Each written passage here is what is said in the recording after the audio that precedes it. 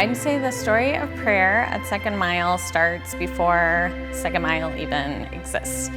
I have been part of Second Mile for over 20 years. I am part of the group that moved here to start the church.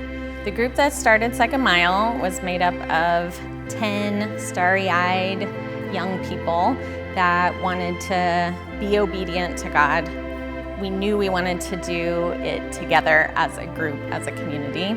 Tucson was on a short list of cities that we were considering, and so we took a vision trip in the summer of 2004, and that included a lot of prayer, a lot of driving and walking around the city and praying for the people, praying for the churches that were at work here, and praying for guidance for what God would have us do. By the end of that trip, I think we had a communal sense that this was the place we were supposed to be. By December of 2004, I was here.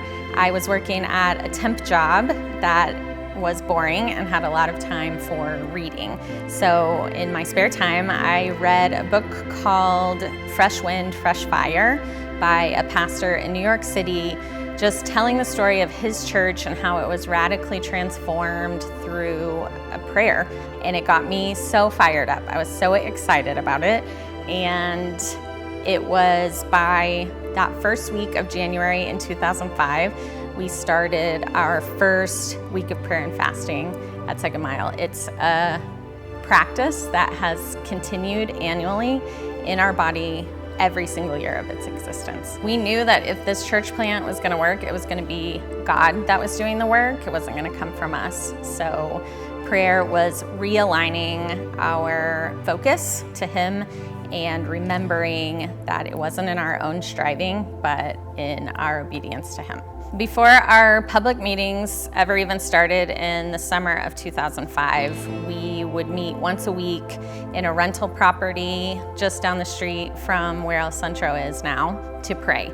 We prayed for the city, the people in the city, for relationships with other churches who would be able to help us with a place to meet and finances, that we would be able to serve the city well, and we prayed that God would help us fall in love with the city of Tucson and its people.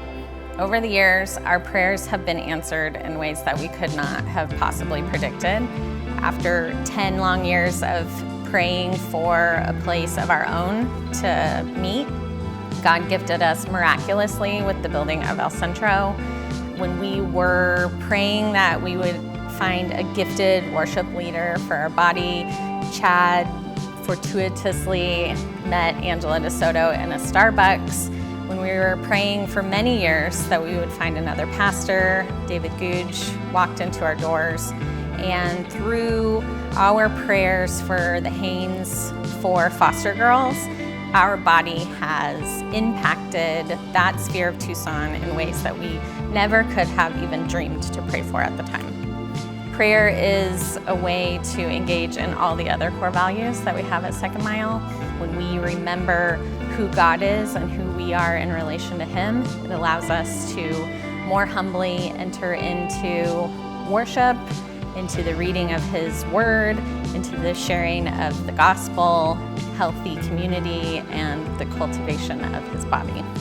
Currently, we still have a group of people that meet every Sunday morning to pray for the gatherings, for our leadership, for individual needs we have in the body, for the different ministries that go on. We have groups that pray for our men's and women's retreats, for the kids and youth ministries.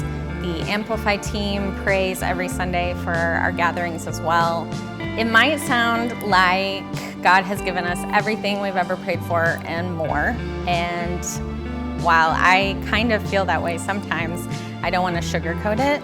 There are things that we spent many hours praying for that God answered in ways that we would not have asked Him to. In those times, we just try to remember that God knows better than us, and to help us trust Him that He knows better than we do.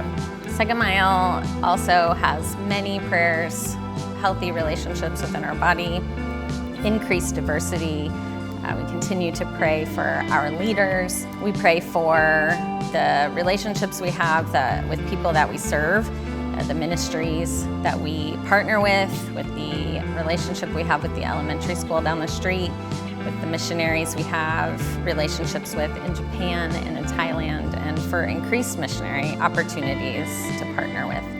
Whether you've been part of Second Mile for 20 years or for 20 minutes, I would just encourage you to join with us in the prayers that we have going for the future.